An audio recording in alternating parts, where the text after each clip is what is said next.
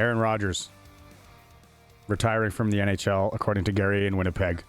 The NHL? Oh, NFL. NHL. I think he's going to Pittsburgh. I really do. That's all I got. I still think he's going to Pittsburgh. I saw Albert Breer, and this is when I was half thinking about jumping off the bridge yesterday. Which bridge? Any bridge. Albert Breer is reporting that Aaron Rodgers made another pitch to the Vikings to come to Minnesota and be J.J. McCarthy's mentor. Now, I don't want Freddy Krueger to be my mentor, and I don't want Aaron Rodgers to be J.J. McCarthy's mentor. You went with Freddy Krueger. I mean, of all people. Were you a Nightmare on Elm Street guy? I wasn't. I was just trying to think of, just the worst case scenario. I don't know. Okay. No. Wouldn't it be great if Rodgers retired and just went away forever? Why are you waiting so long?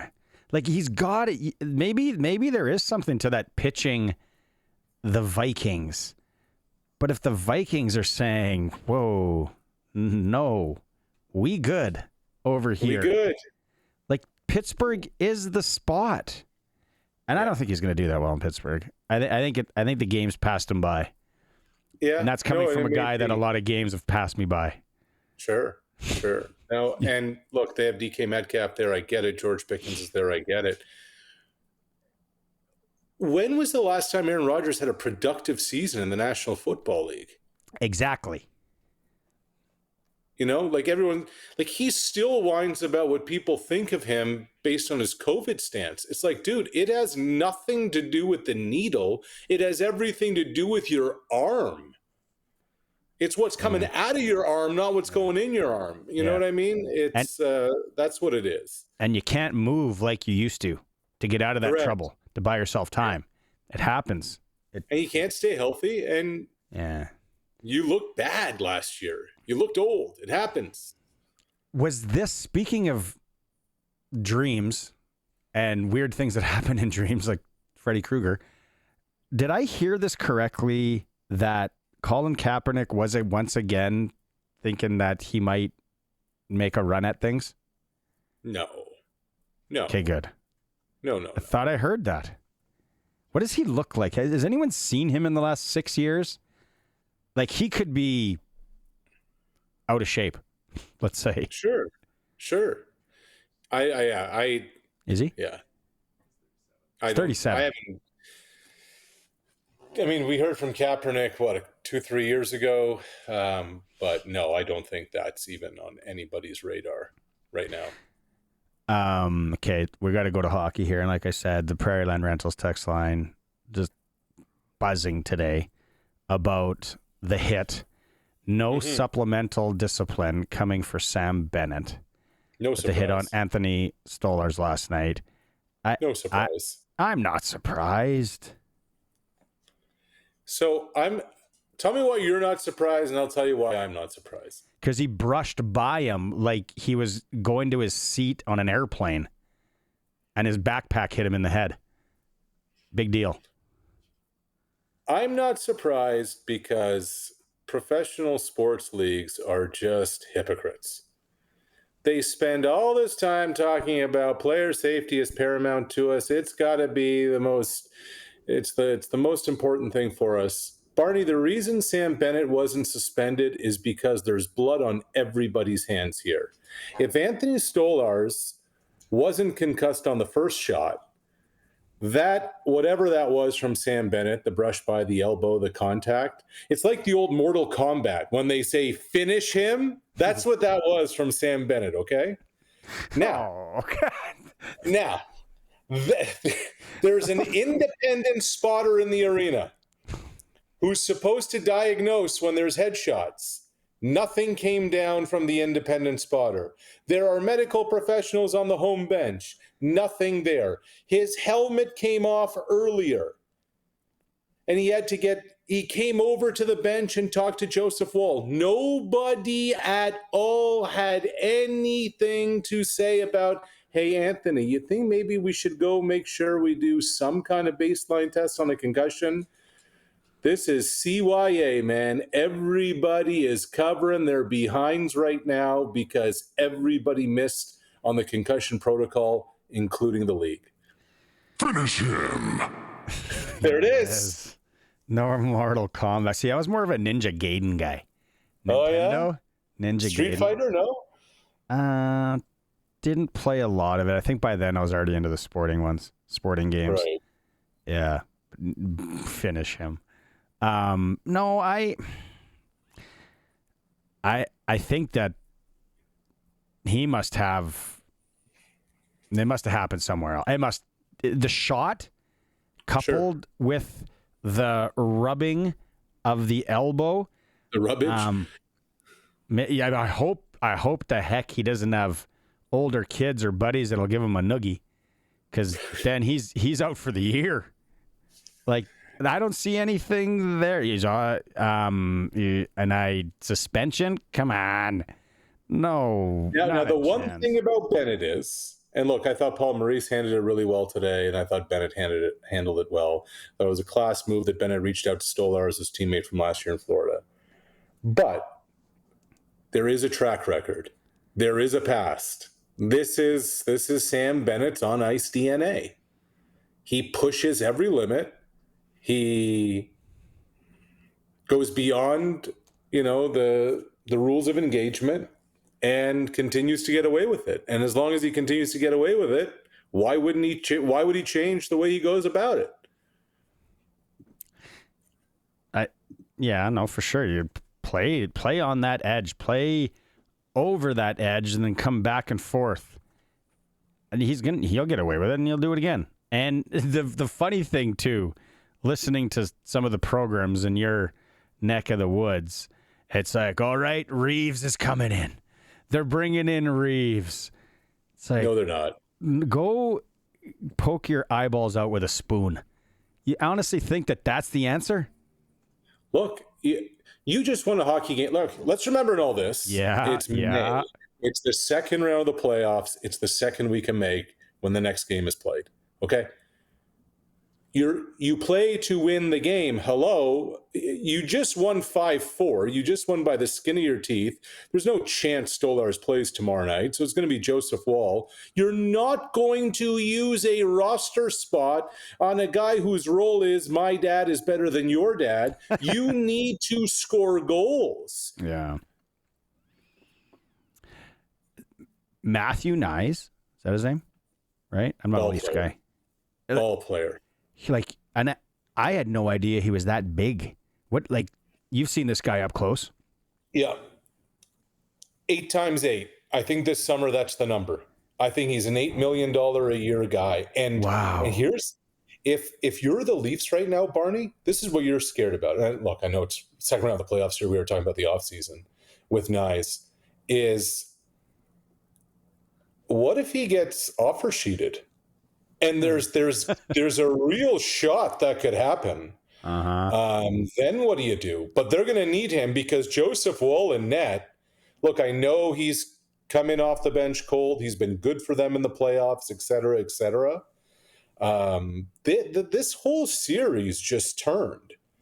So Wall was great when Samsonov was the starter and they needed somebody. Can he do it again? Maybe. But Matthew Nyes has been the absolute X factor of the season. Everybody expected Marner and Matthews and Nylander and the former captain Tavares, but Matthew Nyes has been everything for this hockey club. The dog. Dog. An offer sheet. I wonder what the teams. Every team could use a guy like that. Who could afford him? I don't know. That'll be real. Did you hear Donald Trump today? Can we play this clip? Can we play this clip for everybody? It's hockey related. I love Canada. I have a lot of respect for the Canadians. Wayne Gretzky. I mean, how good, the great one. You happen to have a very, very good hockey player right here on the Capitals, who I have a lot of. He is a big, tough cookie too. Just broke the record. and he's a great guy. And we had the team here, and I got to know a lot of the players. But now Canada is a very special place. We had the team here. I got to know a lot of the players. We got to know them. Did you know where they're from? How about we start with he's Russian? Now, where in Canada is Sir Alexander Ovechkin? Maybe he's from Chicoutimi. He must be related to the Ovechkins from Hafford, Saskatchewan, for sure. Come on. Like, at first, Curtis and I, we were like, that's AI. There's no way. That's got to be AI. And then Curtis did the fact-checking thing like he always does. And then Mark Carn. How do you speak to somebody that is, oh, man, that's embarrassing. That is so embarrassing. Now, do you think Ovechkin will play for Canada in the Olympics next year? Yes. And which line would you put him on, if so? Can he bring a goaltender for us too? From that Canada. Does that count? Can we have Bobrovsky? Anybody? But speaking of goaltending, can Joseph Woll win the series? Why can't he? Yeah. Joseph Woll versus Sergei Bobrovsky? Maybe, I guess. I don't know. I thought it was really interesting today. I don't know if you saw it. Craig Berube, they asked him about what happened and will there be any retribution, with Stolarz? And Berube said, yeah, back in the day there would have been, and I would have been the one that they would have told to go out there and do it. But the Leafs need to be on the power play. They can't be on the penalty kill. And there's going to be a heightened whistle. So you can't be stupid. Like, there's still a series to be won here. You can't be stupid. If Florida splits here going home, they've achieved what they came out to do. So miles to go before we sleep.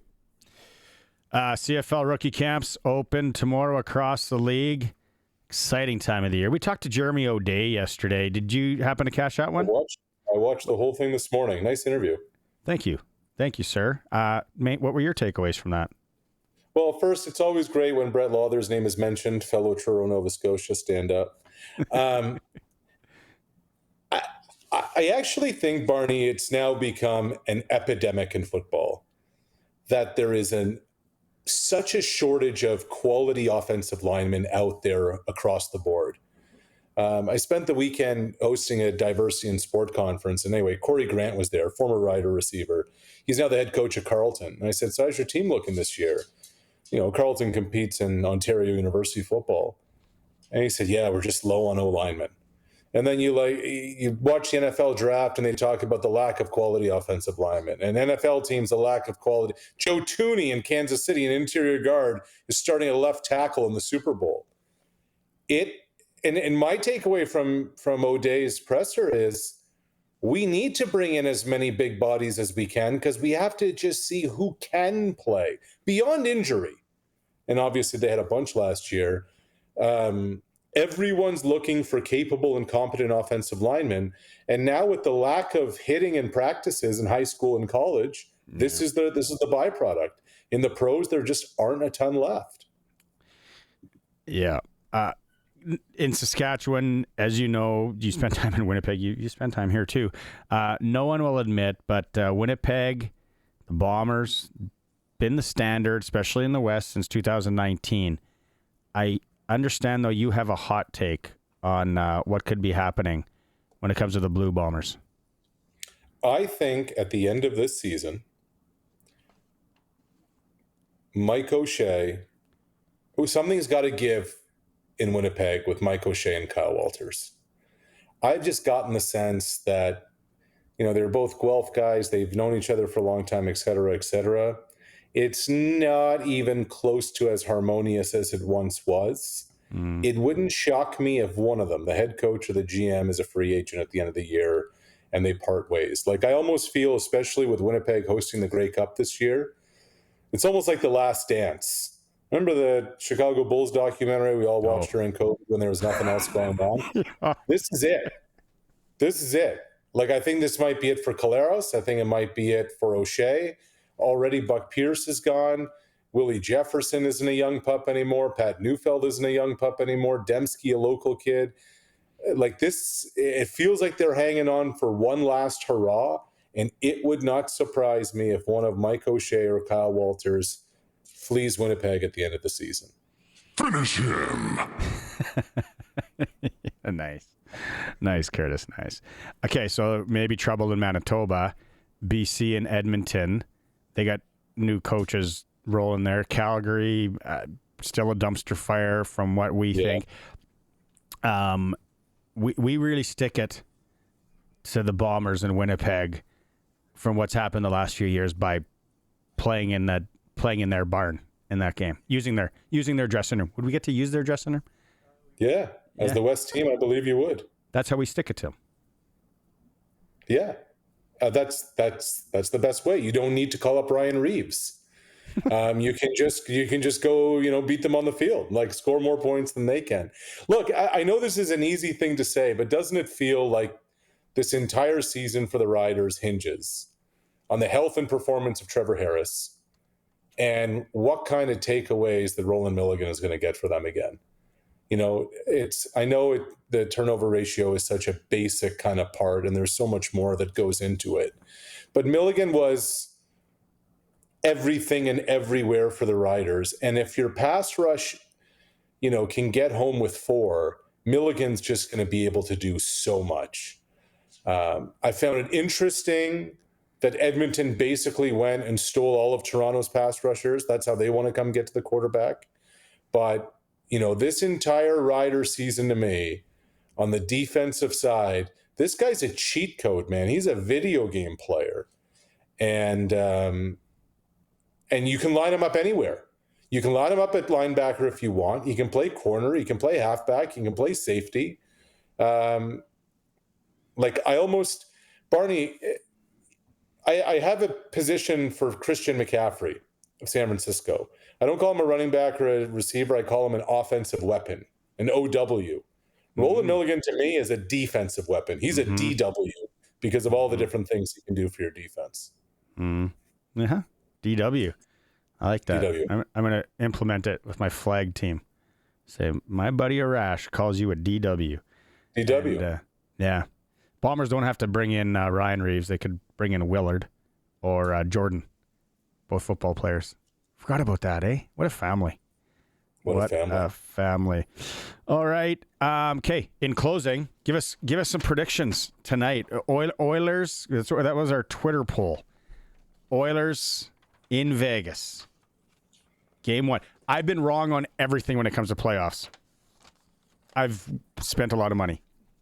I think that the Oilers are going to roll Vegas. I think that I thought Edmonton's toughest out was going to be LA. Vegas, by the skin of their teeth, got by Minnesota. I don't see the Golden Knights having much left. I think this is Edmonton in a rout in this series. Oh, write that down. Write that down, Colson.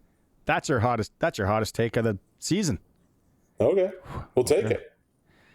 All right. Well, let's see how we get to talk again. I want to open up my trusty phone and my trusty little app. Yeah. But things didn't go well with the Oklahoma City Thunder last night, so I'll do the most responsible thing there is out there, and that's to go chase. Yeah. I am Chase guy. Yeah. Yeah. Finish him. Finish him. Mortal Kombat, Ninja Gaiden. Finish him. All the great classics. Okay, we get to talk again on Thursday. Talk to you then, bud. Okay. See you, bud.